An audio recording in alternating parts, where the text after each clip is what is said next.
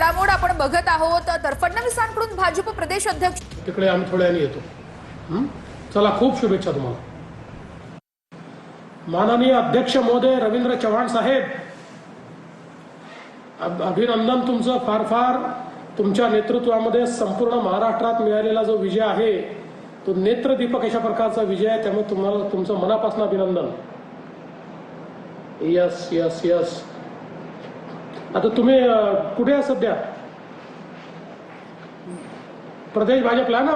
हा, yes yes. येतो तिकडे आम्ही थोड्या वेळाने येतो. चला, खूप शुभेच्छा तुम्हाला. माननीय अध्यक्ष महोदय रवींद्र. तर थोड्या वेळापूर्वी अमित साटम यांना फोन, तर आता भाजपकरांनी अतिशय चांगली साथ भारतीय जनता पार्टीला दिली आहे.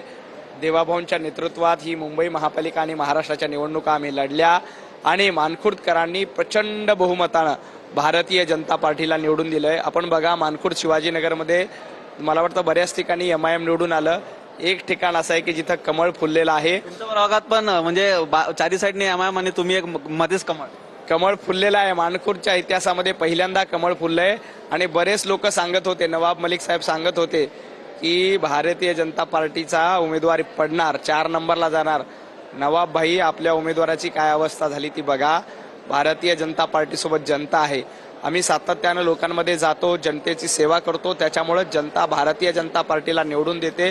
मी मानखुर्दच्या सर्व रहिवाशांचे मनापासून आभार मानतो की एवढ्या मोठ्या संख्येनं जवळपास 1700-1800 मतांच्या आघाडीनं भारतीय जनता पार्टीला निवडून दिलंय. त्याबद्दल मी मानखुर्दच्या जनतेचे मनापासून आभार मानतो. नक्कीच मुंबईमध्ये देखील आपल्याला फरक पाहायला मिळाला. अनेक जणांनी आहे ते या ठिकाणी महापौर मराठी, त्यासोबतच जे मराठी नागरिकांना साथ आहे ती देखील घातलेली होती. कसं बघताय आजच्या संपूर्ण या विजयाकडे?